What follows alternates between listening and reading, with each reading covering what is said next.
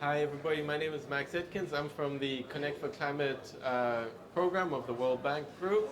We're coming to you live on the Connect for Climate Facebook page from Innovate for Climate Finance and Markets Week in Barcelona. Please join the conversation online with hashtag Innovate for Climate. And I'm joined here today with Stephan Hoch. So Stephan is the Managing Director of Perspectives Climate Group. Thank you for joining us. Thank you for inviting me. So, Stephan, Perspectives Climate Group has been involved in the carbon market for quite a while now. Maybe you could just give us a bit of a background on what exactly Perspectives does and how you engage with the carbon market. So, Perspective has been founded 13 years ago. It was originally a spin-off of an academic institution, the Hamburg Institute of World Economic Affairs.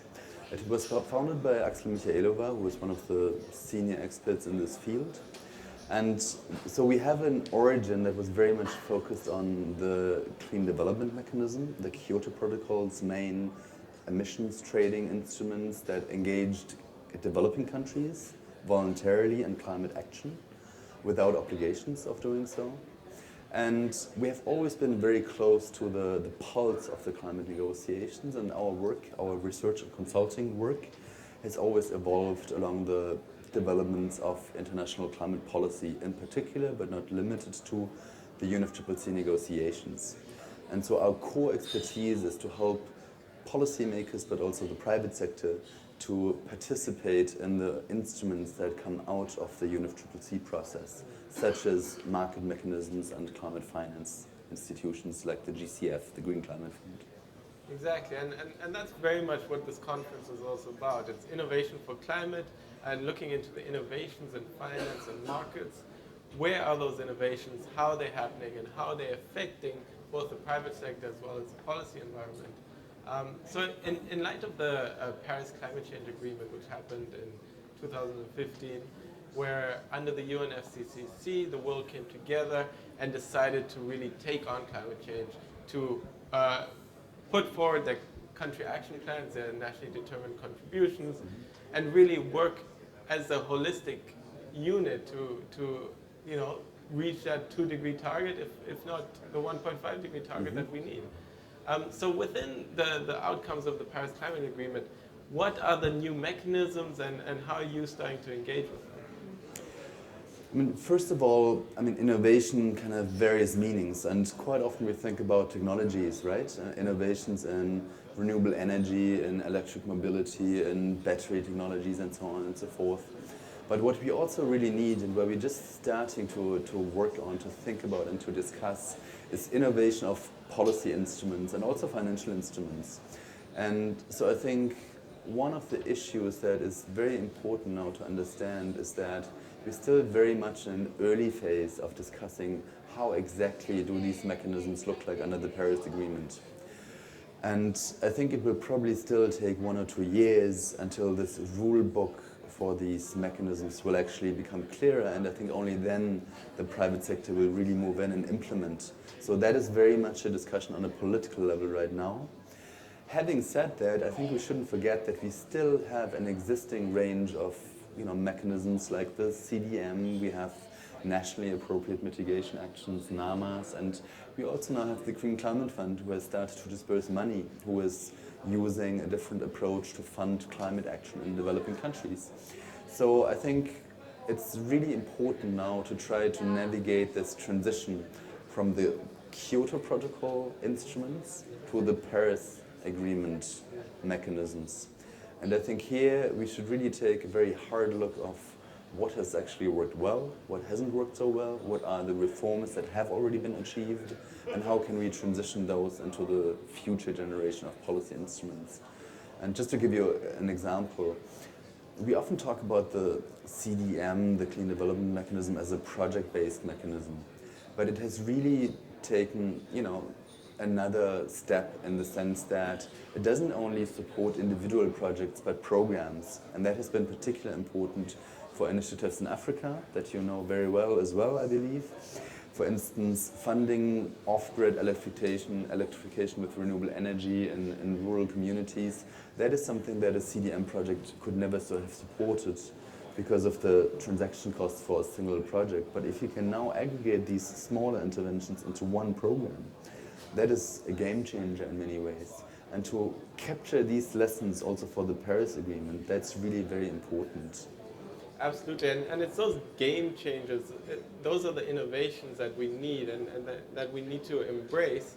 And just for our audience to really just put it very simply, what is a carbon market? You know, how do you actually shift finances from, in the past, from the more developed worlds to the less developing world for clean development projects? Mm-hmm. How exactly did that mechanism work?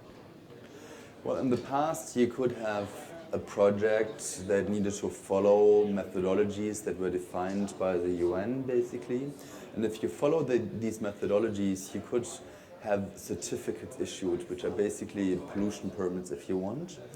And these permits, these certificates, were also eligible in the EU, for instance, in the European Union, to comply with obligations for companies under the EU emissions trading system.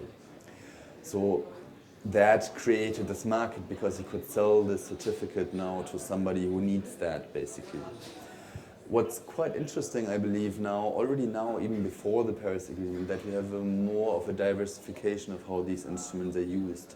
Because we don't only have the traditional carbon market in the sense that an African project wants to sell to a European buyer, but first of all, we also have, let's say, non-market uses of this mechanism, which means that a climate fund may want to demonstrate impacts by surrendering such certificates to give proof that the mitigation action, the climate action has happened, that the wind farm is being built. But also, and that's really interesting now, I believe, is that we also have demand for such permits, for such certificates from the developing countries themselves.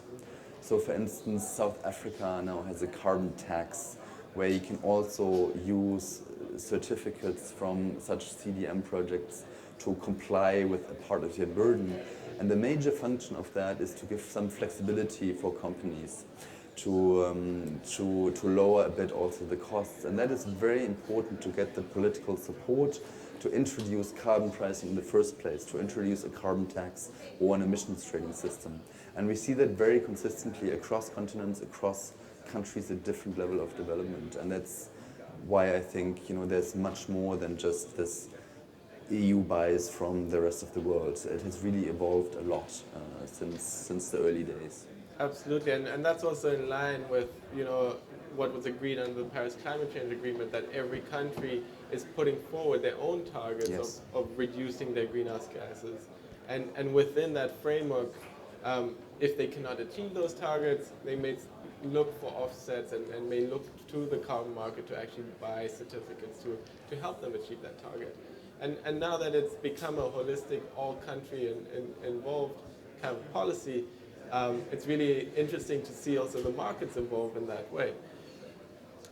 The other point I really wanted to touch upon is really the additional sustainable development benefits mm-hmm. of the carbon market. So if you are trading carbon credits and the funding is going towards clean development projects, whether it be renewable energy or energy efficiency or any of those sorts, how do you structure them to make sure that they also benefit communities and have social and environmental benefits that are more than just reducing the greenhouse gases? Mm-hmm. Well, I think setting up the project in that way is not very hard, because some of those project types I already mentioned, for instance, providing villages with solar energy, that generally generates a lot of benefits beyond the carbon. The problem now in terms of market and financial incentives is that this has always been treated as a co-benefit, as something that happens on the side. But in fact, of course, such projects that deliver such high development benefits, they're also more expensive to implement than changing filters in an industrial facility in an emerging economy. That is much cheaper. So the types of projects are very diverse. And I think initially we had sort of, a global competition on the same market, let's say.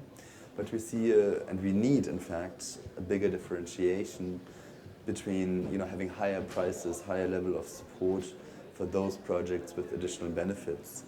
And of course, now moving into the Paris Agreement phase, we don't only have the Paris Agreement for climate change, but we also have the Agenda 2030 for sustainable development. We have the Sustainable Development Goals, and I think one of the challenges now that we have going forward is to really integrate the measurement of progress towards climate impacts, but also towards sustainable development benefits, and to really at project level, but also at country level, try to integrate, how we understand what's happening in terms of climate, of development, and then also use that to communicate these benefits in order to justify maybe that a higher level of financial support is required for these type of projects that we discussed. Exactly, and that's the innovation, right? Yes.